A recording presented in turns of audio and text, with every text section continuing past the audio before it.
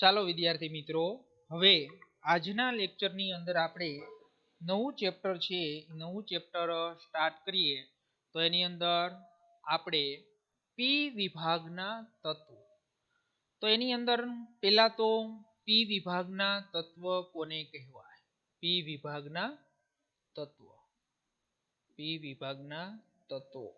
તો વિદ્યાર્થી મિત્રો, તમે 11મા ધોરણની અંદર પણ આ ચેપ્ટર ભણી ગયા. ત્યારે તમારે બે સમૂહ છે, તો એ બે સમૂહનો અભ્યાસ તમે છે 11મા ધોરણની અંદર કર્યો, અને બાકીના જે 4 સમૂહનો અભ્યાસ છે એ આપણે 12મા ધોરણની અંદર છે એ કરવાનો છે. તો વિદ્યાર્થી મિત્રો, પહેલા તો એ આપને ખબર હોવી જોઈએ કે ભાઈ પી વિભાગના તત્વ કોને કહેવાય. તો જે તત્વોમાં છેલ્લો ઇલેક્ટ્રોન, છેલ્લો ઇલેક્ટ્રોન છે એ ઇલેક્ટ્રોન પી કક્ષકમાં, કઈ કક્ષકમાં? પી કક્ષકમાં છે એ કક્ષકમાં દાખલ થતો હોય. શું થતો હોય? દાખલ થતો હોય તો તે તત્વોને શું કહેવાય? પી વિભાગના તત્વ કહેવાય છે. તો એની અંદર બધાને ખબર છે કે જે છેલ્લો ઇલેક્ટ્રોન છે, તો એ છેલ્લો ઇલેક્ટ્રોન કઈ કક્ષકમાં દાખલ થતો હોય? તો છેલ્લો ઇલેક્ટ્રોન છે એ પી કક્ષકમાં દાખલ થતો હોય. તો પી કક્ષક છે એ બધાને ખબર જ છે કે પી કક્ષક હોય તો પી કક્ષકની પેટા કક્ષક કેટલી? તો કે 3. કઈ? Px, Py અને Pz. તો આ 3 જે પેટા કક્ષકો છે, તો એ પેટા કક્ષકોની અંદર વધુમાં વધુ કેટલા ઇલેક્ટ્રોન સામે? તો એક કક્ષકની અંદર વધુમાં વધુ 2. તો 3 પેટા કક્ષકો હોય તો વધુમાં વધુ કેટલા ઇલેક્ટ્રોન સમાઈ શકે? તો પી કક્ષકમાં વધુમાં વધુ 6 ઇલેક્ટ્રોન સમાઈ શકે. તો એની અંદર તમારે પી વિભાગના તત્વની સામાન્ય ઇલેક્ટ્રોનીય રચના લખવી હોય તો સામાન્ય ઇલેક્ટ્રોનીય રચના તમને બધાને લખતા આવડવી જોઈએ. તો સામાન્ય ઇલેક્ટ્રોનીય રચના છે એ તમારે લખવી હોય તો એની અંદર તમને બધાને ખબર છે શું હોય? NH2 NP1 થી લઈ NH2 NP6. તો એની અંદર તમને ખબર છે પી કક્ષકમાં છે 1 ઇલેક્ટ્રોન થી લઈ અને 6 ઇલેક્ટ્રોન સુધી છે સમાઈ શકે. હવે જો એની અંદર તમને બધાને ખબર છે કે સમૂહ નંબર 12, 13, 14, 15, 16 એટલે 13 થી ચાલુ થશે ને, એટલે 13, 14, 15, 16, 17 અને 18. તો આ બધા જ જે સમૂહો છે 13 થી લઈ અને 18 સમૂહ છે, તો એ બધા જે તત્વો છે એને પી વિભાગના તત્વ તરીકે ઓળખાય છે. પણ આની અંદર એક પ્રશ્ન થાય કે એક હિલિયમ છે એ કેવો છે? તો કે હિલિયમ છે એ અપવાદ છે. શા માટે? તો હિલિયમ છે એ અપવાદ છે. શા માટે? હિલિયમને પી વિભાગના તત્વ તરીકે જ ઓળખાય છે, પણ એ અપવાદ છે. શું કા અપવાદ છે? તો એ તમને ખબર હોવી જોઈએ. એની ઇલેક્ટ્રોનની રચના શું છે? તો એની ઇલેક્ટ્રોનની રચના છે 1s2. શું છે એની ઇલેક્ટ્રોનની રચના? 1s2 ઇલેક્ટ્રોનની રચના છે. તો 1s2 ઇલેક્ટ્રોનની રચના છે એટલે છેલ્લો ઇલેક્ટ્રોન s કક્ષકમાં દાખલ થયો, પી કક્ષકમાં દાખલ થયો નથી. તો એ પી કક્ષકમાં દાખલ નથી થયો તો પણ તેને છે હિલિયમને નિષ્ક્રિય વાયુ એટલે કે 18મા સમૂહની અંદર છે મૂકવામાં આવ્યો છે. એટલે આ એક છે શું છે? અપવાદ છે. અને તમે છે કયા સમૂહ? તો 11મા ધોરણની અંદર તમે 13મો અને 14મો સમૂહ છે, તો 13મા અને 14મા સમૂહનો તમે અભ્યાસ છે કરી ગયા છો. તો હવે આપણે 12મા ધોરણની અંદર 15, 16, 17 અને 18મા સમૂહ છે, તો એ 18મા સમૂહનો આપણે શું કરવાનો છે? તો 18મા સમૂહનો આપણે અભ્યાસ છે એ અભ્યાસ કરવાનો છે. તો વિદ્યાર્થી મિત્રો, આપણે આ ચેપ્ટરની અંદર 4 સમૂહનો છે એ અભ્યાસ કરવાનો છે. તો ચારેય સમૂહની અંદર એના તત્વોના નામ, તેની ઇલેક્ટ્રોનીય રચના, ત્યાર પછી આપણે એની અંદર તેના 4 રાસાયણિક ગુણધર્મ. કયા 4 રાસાયણિક ગુણધર્મ? તો બધાને ખબર જ હશે. પરમાણ્વીય કદ, આયનીકરણ એન્થાલ્પી, ઇલેક્ટ્રોન પ્રાપ્તિ એન્થાલ્પી અને વિદ્યુત ઋણતા. તો આ 4 ગુણધર્મની છે એ આપણે વાત કરવાની છે. તો વિદ્યાર્થી મિત્રો, આ ચેપ્ટર એકદમ થિયરેટિકલ ચેપ્ટર છે અને વ્યવસ્થિત રીતે જો તૈયારી કરો તો આ ચેપ્ટર છે એ તમને બધાને આવડી જાય એવું છે. હાલો તો હવે આ ચેપ્ટરની આપણે શરૂઆત કરીએ.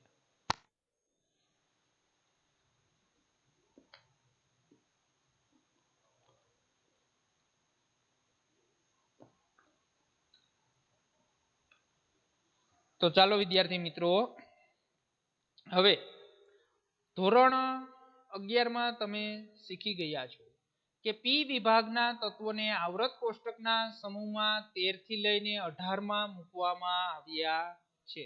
આખી મેં પ્રસ્તાવના તમને અહીં સમજાવી દીધી છે વિદ્યાર્થી મિત્રો, ખાલી આપણે વાંચી લઈએ ટેક્સ્ટબુકમાંથી. તેઓના સંયોજકતા કોષની ઇલેક્ટ્રોનીય રચના, એટલે જો પી વિભાગના તત્વોની સામાન્ય ઇલેક્ટ્રોનીય રચના શું થાય, NH2 NP1 થી લઈ અને 6 હોય છે.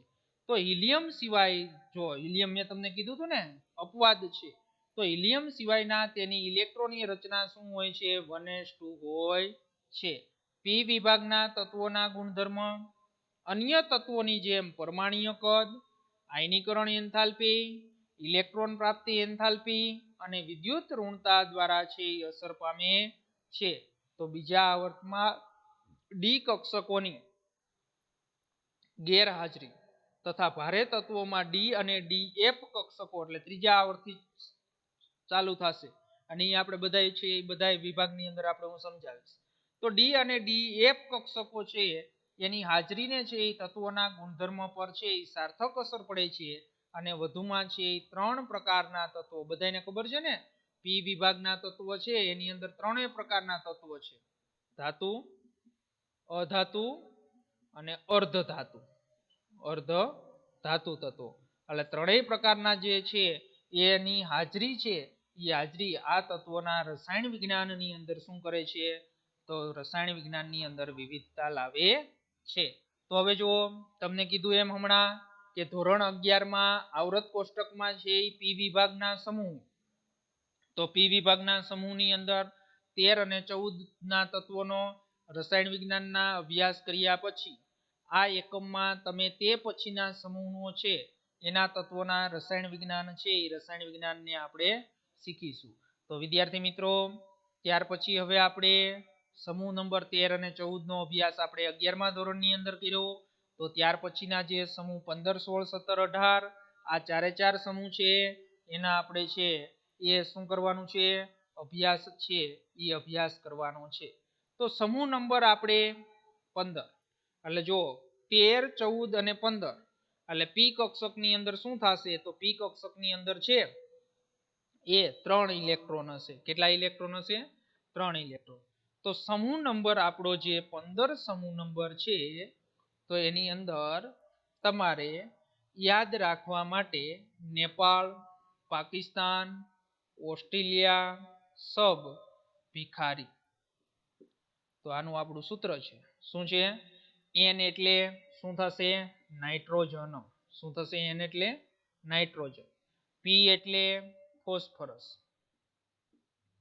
ફોસ્ફરસ. AS એટલે આર્સેનિક. પછી SB એટલે એન્ટીમની અને BI એટલે બિસ્મથ. અને એની નીચે જે રેડિયો સક્રિય તત્વ છે મોસ્કોવિયમ.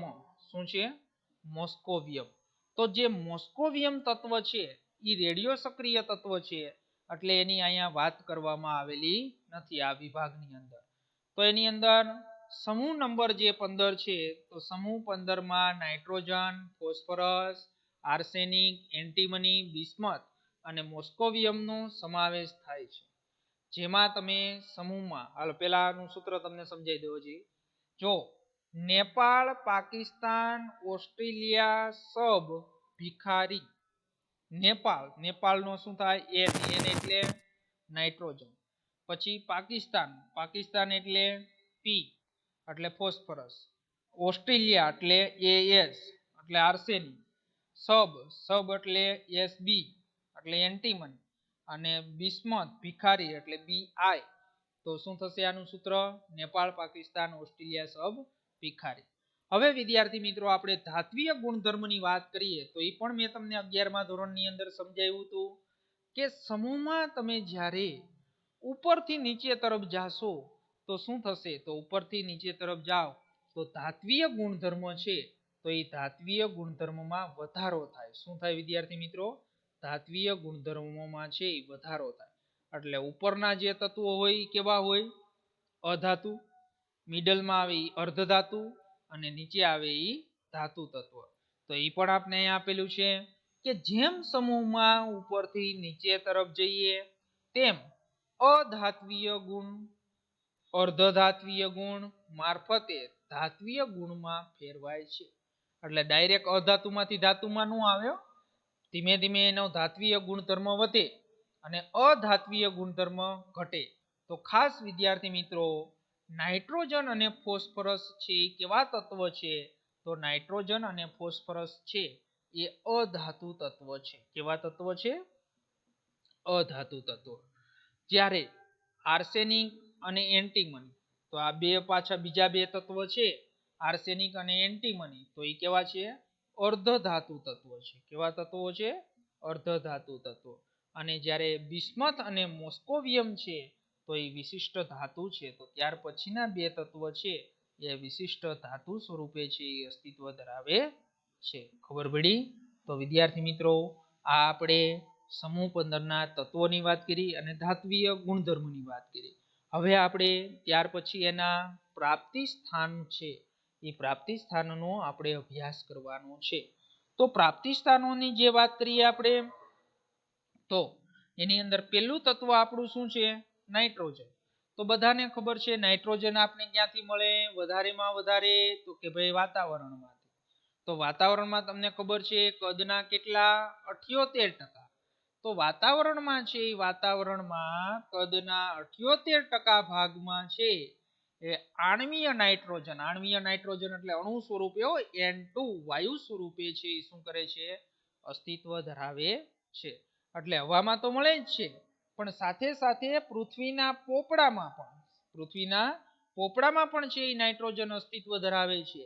તો એ કયા સ્વરૂપે? તો કે ભાઈ પૃથ્વીના પોપડામાં તે સોડિયમ નાઇટ્રેટ. સોડિયમ નાઇટ્રેટ એટલે એને NaNO3. જો ખાસ યાદ રાખજો, આ MCQ નીટની અંદર 2-3 વર્ષ પહેલા પૂછાણો હતો કે ભાઈ સોડિયમ નાઇટ્રેટ NaNO3 ને શું કહેવાય? તો એને કહેવાય ચિલી સોલ્ટ પીટર. અને જ્યારે KNO3 પોટેશિયમ નાઇટ્રેટ એટલે આમો KNO3.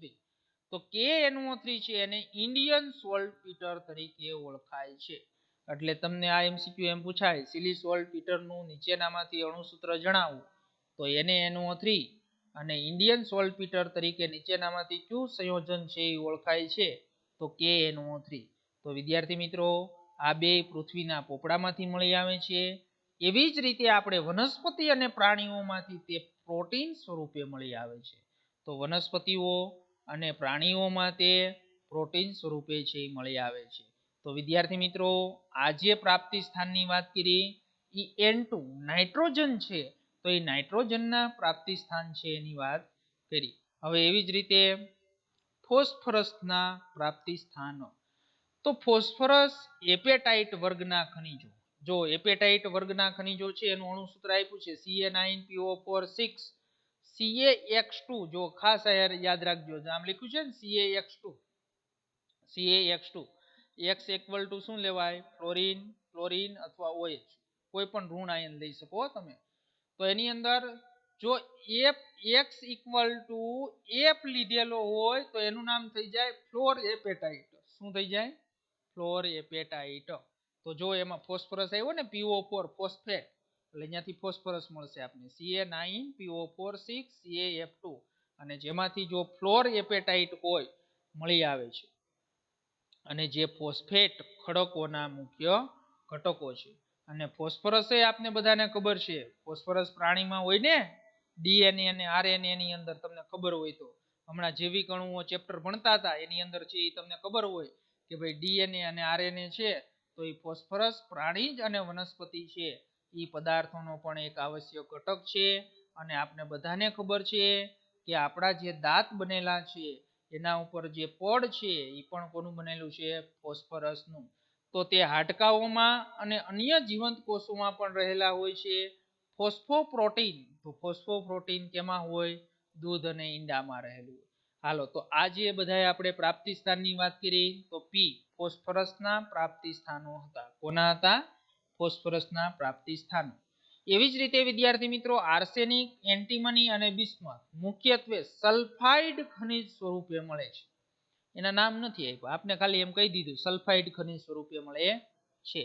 અને મોસ્કોવિયમ મેં તમને હમણાં જ કીધું કે ભાઈ મોસ્કોવિયમ છે એ એક સંશ્લેષિત એટલે પ્રયોગશાળાની અંદર બનાવેલો એક તત્વ છે. તો એ સંશ્લેષિત રેડિયો સક્રિય તત્વ છે.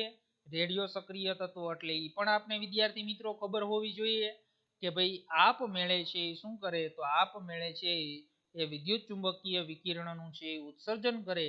અને તમને એ પણ ખબર છે આપણે ચોથા ચેપ્ટરની અંદર પણ આવી ગયું કે ભાઈ રેડિયો સક્રિય તત્વ છે એનો અર્ધાયુષ્ય સમય છે એ ખૂબ જ ઓછો હોય.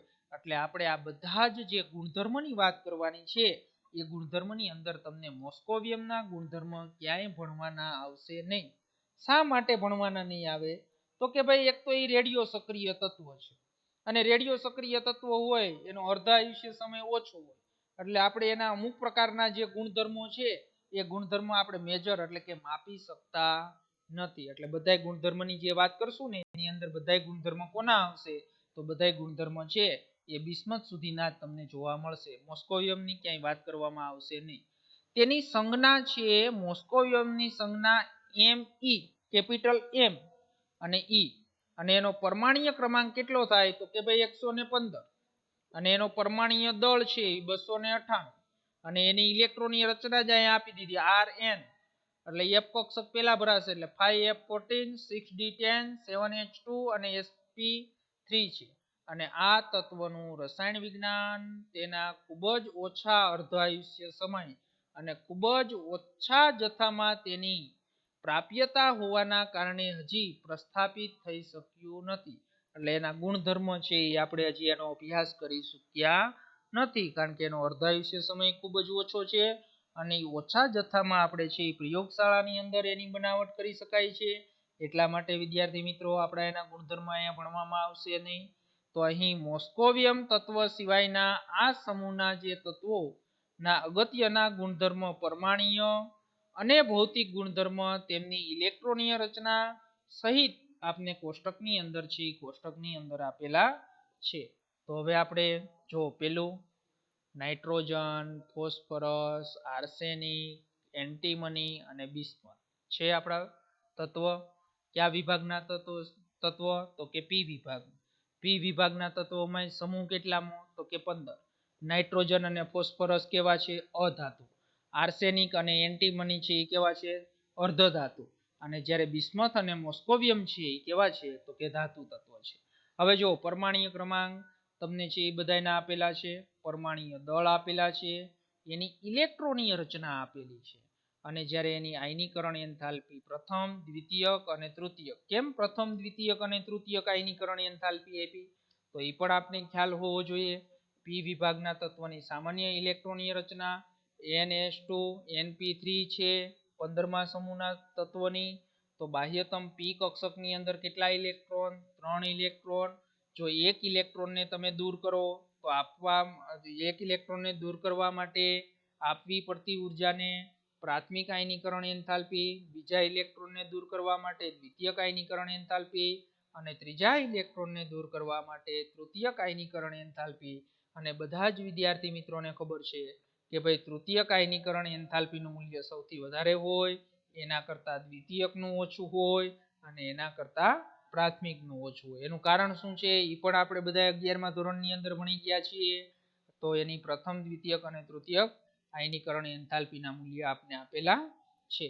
ત્યાર પછી એની વિદ્યુત ઋણતા.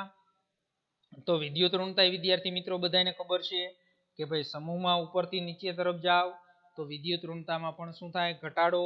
એટલે નાઇટ્રોજનની સૌથી વધારે, એમ નીચે જેમ જેમ જતા જશો તેમ તેમ ઘટતી જશે. ત્યાર પછી એની સહસંયોજક ત્રિજ્યા, આયનીય ત્રિજ્યા.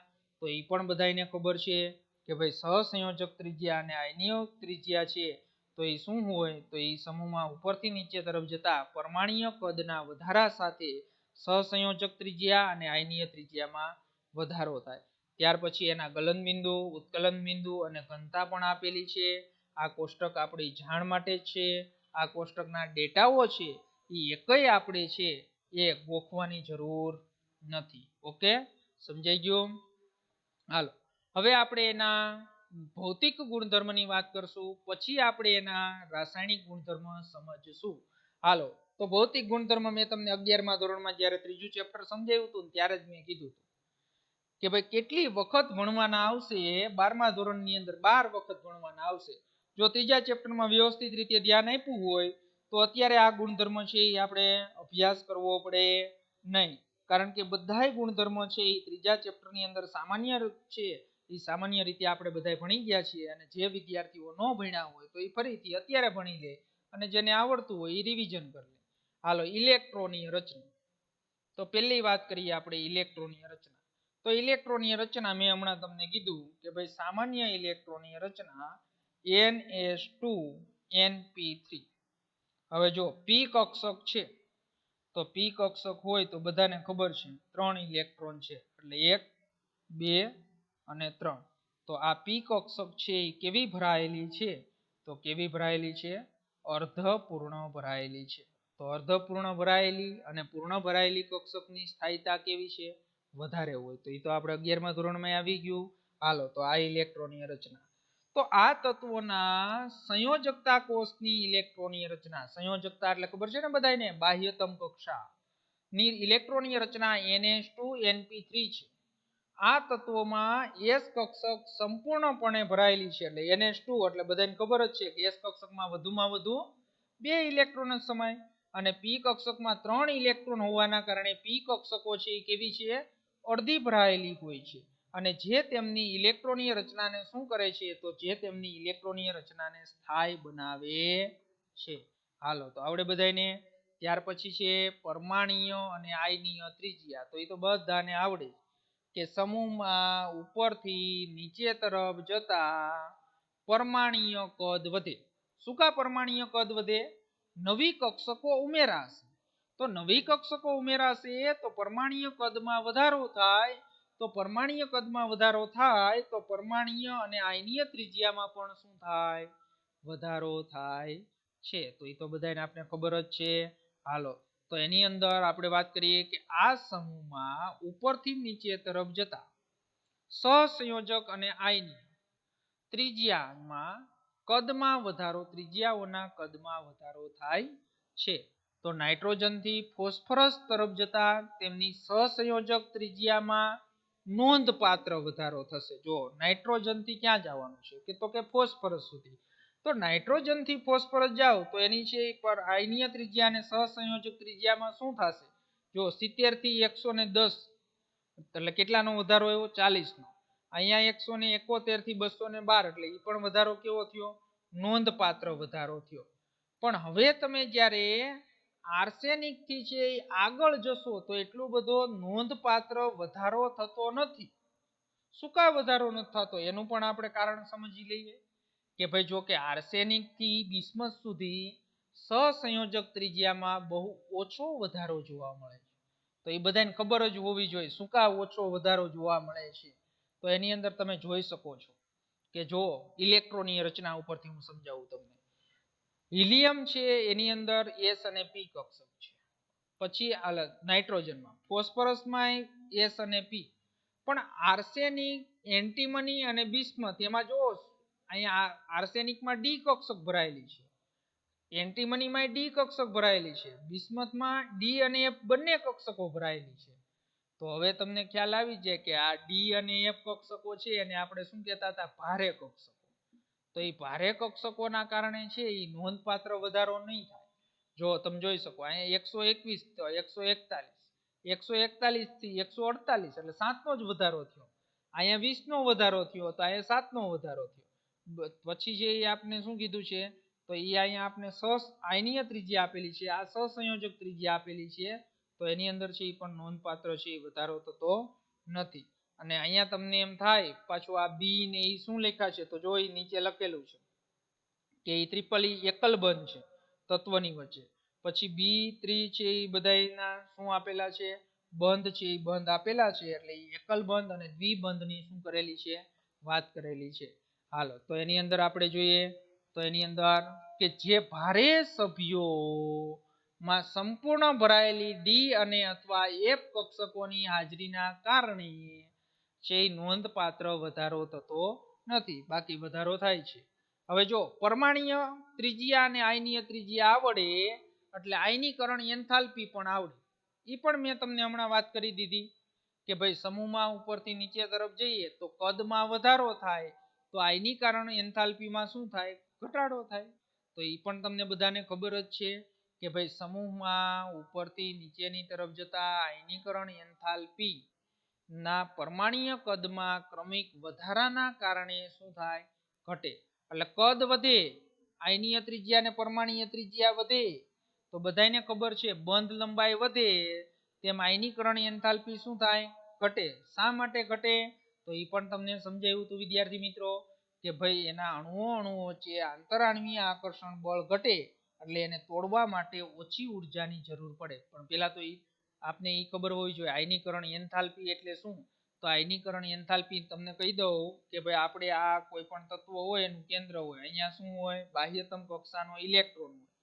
હવે જેમ જેમ તમે શું કરો તો જેમ જેમ છે એ તમને બધાને ખબર છે કદ વધે એટલે બાહ્યતમ કક્ષાનો ઇલેક્ટ્રોન કેન્દ્રથી ક્યાં જાય? તો કેન્દ્રથી દૂર જાય. તો કેન્દ્ર તરફનું જે ઇલેક્ટ્રોન છે એનું કેન્દ્ર તરફનું આકર્ષણ શું થાય? તો આકર્ષણ છે એ શું થાય? ઘટે. એટલે સરળતાથી ઇલેક્ટ્રોન છે એ શું થાય? દૂર કરી શકાય. તો એની અંદર વિદ્યાર્થી મિત્રો આયનીકરણ એન્થાલ્પી છે તો એ સમૂહમાં ઉપરથી નીચે તરફ જાશો તો આયનીકરણ એન્થાલ્પીમાં શું થાય? ઘટાડો.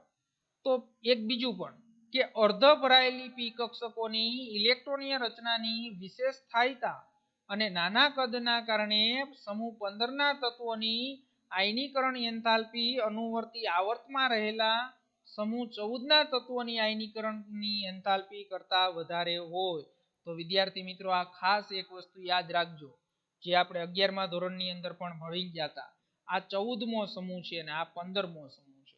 14મા સમૂહનું તત્વ કયું હોય? તો 14મા સમૂહનું પહેલું તત્વ આવશે કાર્બન અને જ્યારે 15મા સમૂહનું પહેલું તત્વ છે એ નાઇટ્રોજન. જો વિસ્તારપૂર્વક હું અહીં તમને સમજાવી દઉં તો એની અંદર કાર્બન છે તો કાર્બનની ઇલેક્ટ્રોનીય રચના તમારે લખવી હોય તો 1s2 2s2 2p2 એટલે પી કક્ષકમાં 2 ઇલેક્ટ્રોન. નાઇટ્રોજન હોય તો નાઇટ્રોજનની અંદર 1s2 2s2 2p3. હવે તમને બધાને ખબર છે કે ભાઈ સરળતાથી ઇલેક્ટ્રોન છે એ સરળતાથી ઇલેક્ટ્રોન શેમાં દૂર કરી શકાય? કાર્બનમાંથી સરળતાથી ઇલેક્ટ્રોન દૂર થઈ શકે કે નાઇટ્રોજનમાં સરળતાથી ઇલેક્ટ્રોન? તો બધાને સ્વાભાવિક છે કાર્બનમાંથી સરળતાથી ઇલેક્ટ્રોન દૂર થઈ શકે કારણ કે આ પી કક્ષકમાં 2 ઇલેક્ટ્રોન છે. પણ અહીંયા પી કક્ષકની અંદર 3 ઇલેક્ટ્રોન હોવાના કારણે અર્ધપૂર્ણ ભરાયેલી કક્ષક છે. તો અર્ધપૂર્ણ ભરાયેલી કક્ષક હોવાના કારણે શું થશે? તો અર્ધપૂર્ણ કક્ષક ભરાયેલા હોવાના કારણે એની સ્થાયીતા વધારે હોય છે.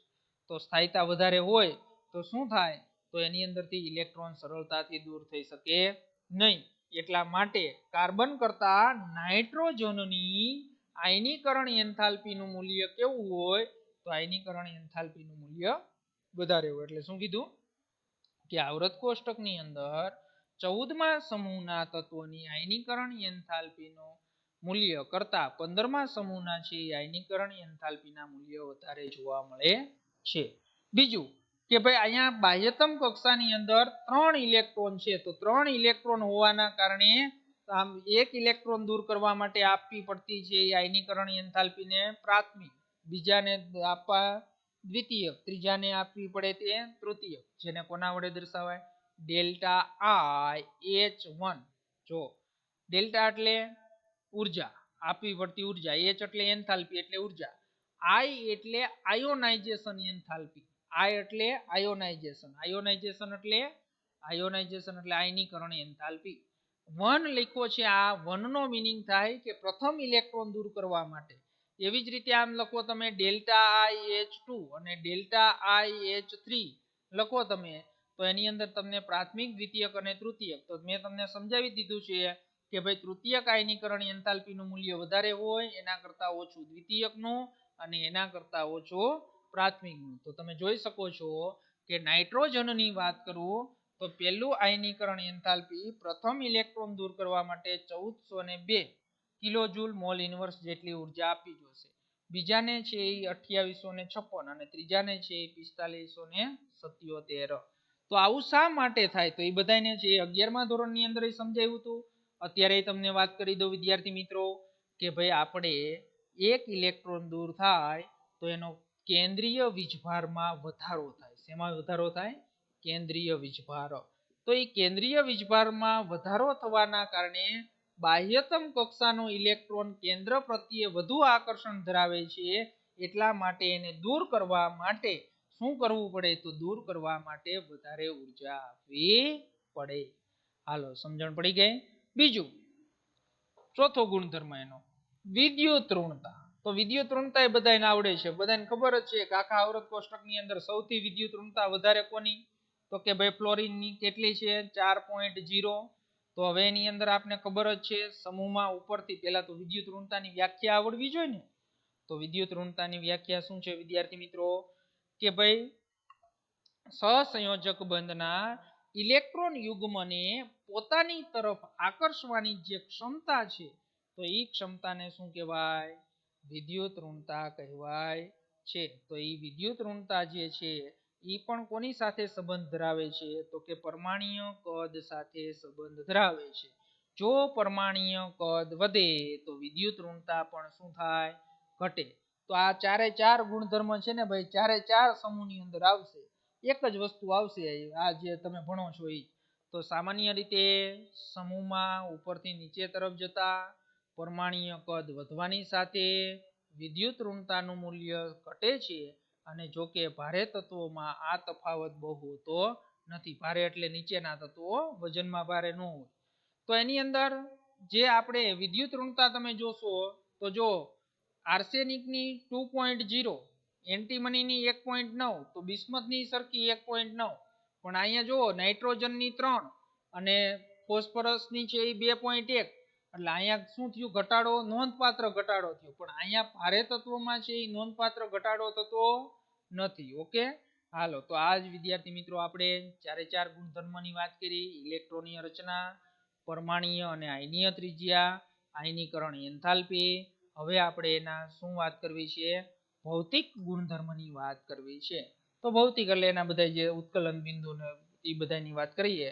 તો ભૌતિક ગુણધર્મની અંદર કે આ સમૂહના બધા જ તત્વો બહુપરમાણ્વીય છે. બહુપરમાણ્વીય એટલે બે પરમાણુ હોય. તો બધાને ખબર છે N2 નાઇટ્રોજન. તો ડાય નાઇટ્રોજન છે એ દ્વિપરિમાણીય વાયુ છે. જ્યારે અન્ય એટલે કે ફોસ્ફરસ, આર્સેનિક, એન્ટીમની અને બિસ્મથ, તો આ છે એ બધા શું છે? તો આ બધા છે એ કેવા સ્વરૂપે છે? તો આ બધા છે એ ઘન સ્વરૂપે છે. તો અન્ય બધા જ ઘન છે. અને સમૂહમાં ઉપરથી નીચે તરફ જઈએ તેમ ધાત્વીય ગુણધર્મ વધે છે. એ પણ આપણે હમણાં વાત કરી. નાઇટ્રોજન અને ફોસ્ફરસ છે અધાતુ તત્વ છે. આર્સેનિક અને એન્ટીમની અર્ધધાતુ તત્વ છે. અને જ્યારે બિસ્મથ છે એ શું છે? ધાતુ તત્વ છે. આનું કારણ આયનીકરણ એન્થાલ્પીમાં ઘટાડો અને પરમાણ્વીય કદમાં વધારો છે. સામાન્ય રીતે સમૂહમાં ઉપરથી નીચે તરફ જતા ઉત્કલન બિંદુમાં શું થશે? તો સામાન્ય રીતે સમૂહમાં ઉપરથી નીચે તરફ જતા ઉત્કલન બિંદુમાં વધારો થાય છે. ઉત્કલન બિંદુ એટલે બધાને ખબર છે શું થાય? ઘનમાંથી પ્રવાહીમાંથી વાયુમાં રૂપાંતરણ થાય. પરંતુ ગલન બિંદુ આર્સેનિક સુધી, જો ઉત્કલન બિંદુ ક્રમશઃ છે, ગલન બિંદુ આર્સેનિક સુધી વધે છે અને તે પછી બિસ્મથ સુધી ઘટે છે. અને નાઇટ્રોજન સિવાયના બધા જ તત્વ શું કરે છે? અપરૂપતા ધરાવે છે. અપરૂપ ખબર છે ને બધાને? કાર્બનના અપરૂપો ગ્રેફાઇટ અને હીરો. તો એવી જ રીતે ફોસ્ફરસ, આર્સેનિક, એન્ટીમની અને બિસ્મથ બધાના અપરૂપો જોવા મળશે નાઇટ્રોજન સિવાયના. એ પણ આખો ટોપિક ભણવાનો છે. હવે જો આ ઉત્કલન બિંદુની હું તમને વાત કરી દઉં કોષ્ટકની અંદર. તો ઉત્કલન બિંદુ છે એ ઉત્કલન બિંદુમાં શું થશે? તો ઉત્કલન બિંદુમાં છે એ ક્રમશઃ છે એ શું થશે? વધારો થશે. કયો વધારો? ક્રમશઃ. પણ એની અંદર ગલન બિંદુ છે, જો ગલન બિંદુમાં અહીંયા વધારો થયો પછી આર્સેનિક થી બિસ્મથ તરફ જતા શું થશે? તો આર્સેનિક થી બિસ્મથ તરફ જતા ઘટાડો જોવા મળે છે. ઓકે, ઉત્કલન બિંદુમાં ક્રમશઃ છે પણ ગલન બિંદુ છે એ ગલન બિંદુમાં શું થાય છે? આર્સેનિક થી બિસ્મથ તરફ જતા ઘટાડો છે. હાલો હવે ત્યાર પછીનો ગુણધર્મની વાત કરીએ તો ત્યાર પછીનો ગુણધર્મ છે રાસાયણિક ગુણધર્મો. તો પહેલા ખબર પડી જાય કે કોઈ પણ તત્વના આપણે રાસાયણિક ગુણધર્મનો અભ્યાસ કરવો હોય તો રાસાયણિક ગુણધર્મ કોના ઉપર આધાર રાખે? તો રાસાયણિક ગુણધર્મો તો રાસાયણિક ગુણધર્મો છે વિદ્યાર્થી મિત્રો એ કોના ઉપર આધાર રાખશે? તો એ કોના ઉપર આધાર રાખશે? તત્વની બાહ્યતમ ઇલેક્ટ્રોનીય રચના ઉપર. બાહ્યતમ ઇલેક્ટ્રોનીય રચના પર આધાર રાખે છે. તો એની અંદર બધાને ખબર છે કે કોઈ પણ સમૂહની વાત કરતા હોય તો સમૂહની અંદર તો બાહ્યતમ અથવા તો સંયોજકતા ઇલેક્ટ્રોનીય રચના કેવી હોય? તો કે ભાઈ સંયોજકતા ઇલેક્ટ્રોનીય રચના તો સમાન હોય. એટલે બધાના રાસાયણિક ગુણધર્મો છે એ પણ કેવા હોય સમૂહમાં?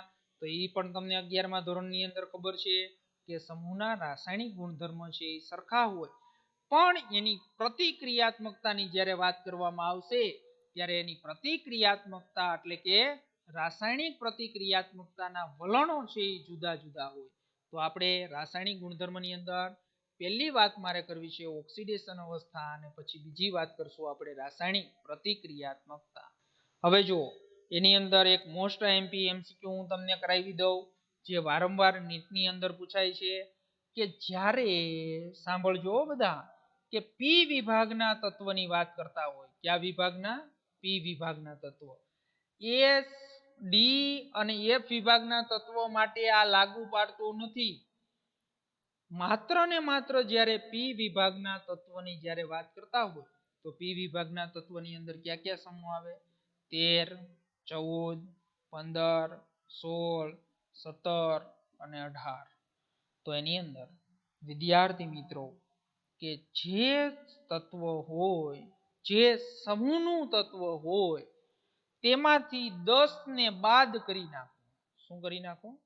10 ને બાદ કરી નાખો. જે જવાબ આવે તે જવાબને તે જે તત્વ છે એની મહત્તમ ઓક્સિડેશન અવસ્થા કહેવાય. કેવી કહેવાય? મહત્તમ ઓક્સિડેશન અવસ્થા. શું કરવાનું છે? ધારો કે તમે નાઇટ્રોજનની વાત કરતા હોય તો નાઇટ્રોજન છે એ કયા સમૂહનું તત્વ છે? તો કે 15મા સમૂહનું તત્વ છે. એમાંથી તમે 10 બાદ કરી નાખો એટલે જવાબ શું આવ્યો? આન્સર શું આવ્યો? તો કે 5. તો એ 5 છે એની શું થઈ? મહત્તમ ઓક્સિડેશન અવસ્થા થઈ. અને જો હજી 5 માંથી તમે હજી 2 ને બાદ કરો, કેટલાને બાદ કરવાના? 2 ને. બધા માટે હો, 13 થી લઈ અને 18મા સમૂહના બધા માટેની હું વાત કરું છું કે જે તમારી મહત્તમ ઓક્સિડેશન અવસ્થા આવી એમાંથી તમે 2 ને બાદ કરી નાખશો તો જે આન્સર આવશે, એટલે આ 15મા સમૂહની વાત કરતા હોય તો 3, તો એ 3 એની જે ઓક્સિડેશન અવસ્થા આવી એની ન્યૂનતમ ઓક્સિડેશન અવસ્થા કહેવાય. શું કહેવાય વિદ્યાર્થી મિત્રો? ન્યૂનતમ ઓક્સિડેશન અવસ્થા. તો એની અંદર તમને બધાને ખબર હોવી જોઈએ આ ઓક્સિડેશન અવસ્થા આવી રીતે શોધાય અને એના ઉપરથી કેવા એમસીક્યુ પૂછાય છે એ પણ હું હમણાં તમને વાત કરું. તો એની અંદર આપણે હવે આગળ જોઈએ એટલે હમણાં છે એ તમને ખબર પડી જશે કે આ તત્વોની સામાન્ય ઓક્સિડેશન અવસ્થા. જો કેટલામો સમૂહનો અભ્યાસ કરીએ છીએ આપણે? 15. 15 માંથી 10 બાદ કરો એટલે વધ્યા 5. એમાંથી હજી 2 ને બાદ કરો, વધ્યા 3. તો ઓક્સિડેશન અવસ્થા -3, +3 અને +5 છે. તો કદ અને ધાત્વીય વલણમાં વધવાના કારણે સમૂહમાં ઉપરથી નીચે તરફ જતા -3 ઓક્સિડેશન અવસ્થા પ્રદર્શિત કરવાની વૃત્તિમાં ઘટાડો થાય છે. એટલે સમૂહમાં ઉપરથી નીચે તરફ આવો તો -3 ઓક્સિડેશન અવસ્થામાં ઘટાડો થશે અને વાસ્તવમાં આ સમૂહના છેલ્લા સભ્ય એટલે કે બિસ્મથ ભાગ્યે જ -3 ઓક્સિડેશન અવસ્થા વાળું કોઈ સંયોજન બનાવે છે અને સમૂહમાં ઉપરથી નીચે તરફ જતા +5 ની પણ ઓક્સિડેશન અવસ્થાની સ્થાયીતા ઘટે છે. અને બિસ્મથ 5 નું એકમાત્ર અતિ લાક્ષણિક સંયોજન આપ્યું છે BiF5 છે અને સમૂહમાં ઉપરથી નીચે તરફ જતા +5 ઓક્સિડેશન અવસ્થાની સ્થાયીતા ઘટે અને +3 છે એની અવસ્થાની સ્થાયીતામાં નિષ્ક્રિય યુગ્મ અસરના કારણે છે એ શું થાય છે? વધે છે. તો વિદ્યાર્થી મિત્રો, આ વસ્તુ તમને ખાસ સમજાઈ દઉં કે આ જે MCQ છે એ વારંવાર નીટની પરીક્ષાની અંદર છે એ પૂછાયેલો છે. અને પી વિભાગના કોઈ પણ તત્વની જ્યારે વાત થતી હોય ત્યારે આ વસ્તુ છે એ તમને ખબર હોવી જોઈએ. હાલો, તો એ હું તમને અહીંયા પૂરું પેજ થોડુંક મળે એટલે સમજાવી દઉં. જો એક વસ્તુ ખાસ મગજમાં બેસાડી દીજો. 15મો સમૂહ, 15મા સમૂહની 2 ઓક્સિડેશન અવસ્થા, 3 અને 5. 5 છે એ મહત્તમ ઓક્સિડેશન અવસ્થા છે અને 3 છે એ ન્યૂનતમ ઓક્સિડેશન અવસ્થા છે. બધાને હમણાં સમજાયું કે સમૂહમાં ઉપરથી નીચે તરફ જઈએ તો મહત્તમ ઓક્સિડેશન અવસ્થાની સ્થાયીતા ઘટે અને જ્યારે ન્યૂનતમ છે એ ઓક્સિડેશન અવસ્થાની સ્થાયીતા વધે. બસ આ તમારા નીટની અંદર આટલું મેં આ બોર્ડ ઉપર લખ્યું ને એટલું જો સમજી જાવ ને એટલે નીટની અંદર આમાંથી એક MCQ વારંવાર હોય છે એટલે તમારા છે 4 માર્ક્સ તમને આવડી. હવે હું અહીં લખું NH3 PH3 ASH3 SBH3 અને BIH3. આનો સ્થાયીતાનો ક્રમ જણાવો. મેં બધાયના હાઇડ્રાઇડ લખાવ્યા છે. હાઇડ્રાઇડ લખાવ્યા એટલે મેં તમને એમ કીધું કે સમૂહમાં ઉપરથી નીચે તરફ જાઓ તો શું થશે? તો સમૂહમાં ઉપરથી નીચે તરફ જતા ન્યૂનતમ ઓક્સિડેશન અવસ્થા એટલે જો આ નાઇટ્રોજન, ફોસ્ફરસ, આર્સેનિક, એન્ટીમની અને બિસ્મથ બધાયની અહીંયા ઓક્સિડેશન અવસ્થા કેટલી છે? તો ઓક્સિડેશન અવસ્થા છે એ 3 છે. ઓ ભાઈ, અને એ પાછી +3. ખબર છે ને બધાને? નાઇટ્રોજન NH3 અહીંયા હાઇડ્રાઇડ છે. હાઇડ્રાઇડ હોય એટલે હાઇડ્રોજનની ઓક્સિડેશન અવસ્થા -1 હોય. તો અહીંયા નાઇટ્રોજનની તમારે શોધવી છે એટલે X, હાઇડ્રોજન 3 -1, તટસ્થ છે એટલે =0. તો X =+3. તો નાઇટ્રોજનની +3 ઓક્સિડેશન અવસ્થા છે. તો આ બધાની +3 ઓક્સિડેશન અવસ્થા છે. તો હવે એની અંદર સમૂહમાં ઉપરથી નીચે તરફ જાઓ તો +3 ઓક્સિડેશન અવસ્થાની સ્થાયીતા વધે એટલે બિસ્મથ છે એ સૌથી વધુ સ્થાયી હોય, એન્ટીમની એના કરતા ઓછું સ્થાયી હોય, આર્સેનિક એના કરતા ઓછું સ્થાયી હોય અને આ એના કરતા ઓછું સ્થાયી હોય. તો આવો MCQ છે એ તમને નીટની અંદર કોઈ પણ પી વિભાગના તત્વનો જોવા મળે તો આ પ્રમાણે તમારે સોલ્વ કરી નાખવાનો છે. ઓકે, હાલો હવે એની અંદર વાત કરીએ આપણે કે જ્યારે નાઇટ્રોજન અને ઓક્સિજન સાથે પ્રક્રિયા કરે છે ત્યારે નાઇટ્રોજન એક ભાઈ અપવાદ જ હોય. એ મેં તમને 11મા ધોરણમાં ભણતા હતા ત્યારે મેં કીધું કે ભાઈ પી વિભાગના તત્વો એવા છે કે પેલું જે તત્વ હોય એ પોતાના જ સમૂહથી અલગ ગુણધર્મ દર્શાવે છે. તો અહીંયા પેલું તત્વ કોણ છે? નાઇટ્રોજન. તો નાઇટ્રોજન છે એ શું કરે? અલગ ગુણધર્મ દર્શાવે.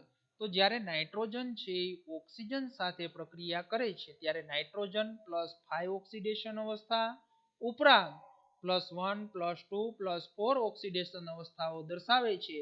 જો કે નાઇટ્રોજન તત્વ છે હેલોજન તત્વ સાથે +5 ઓક્સિડેશન અવસ્થા ધરાવતા સંયોજનો બનાવતું નથી, કારણ કે નાઇટ્રોજન પાસે છે બીજા તત્વના ઇલેક્ટ્રોનને સમાવીને બંધ બનાવવા માટે ડી કક્ષક હોતી નથી.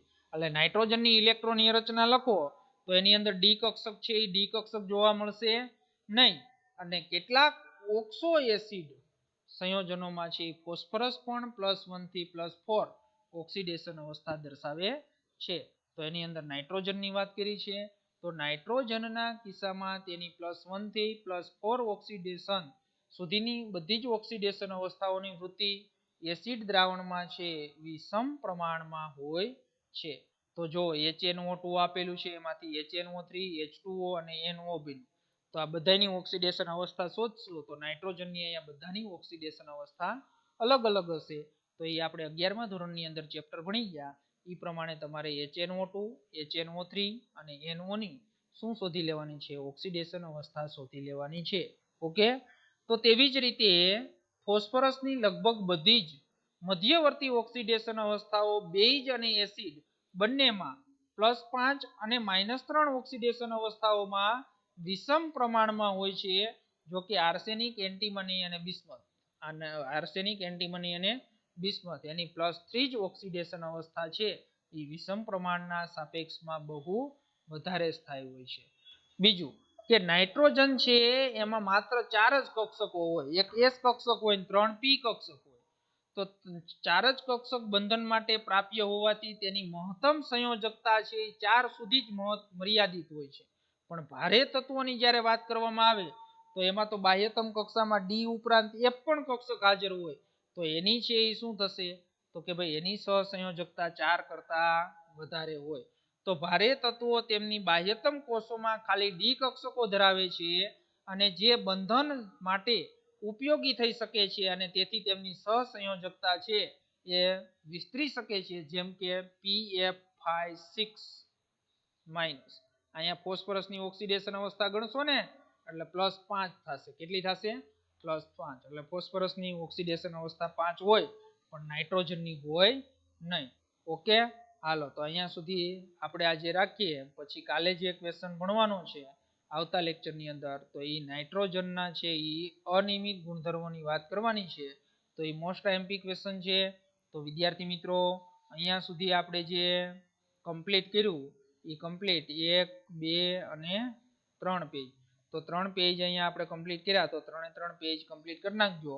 એકદમ થિયરિટિકલ ચેપ્ટર છે, વ્યવસ્થિત રીતે તૈયાર કરશો તો આખું ચેપ્ટર છે એ ચેપ્ટર કમ્પ્લીટ તૈયાર થઈ જશે. તો વ્યવસ્થિત રીતે તૈયારી કરી અને આ ચેપ્ટર આપણે તૈયાર કરવાનું છે.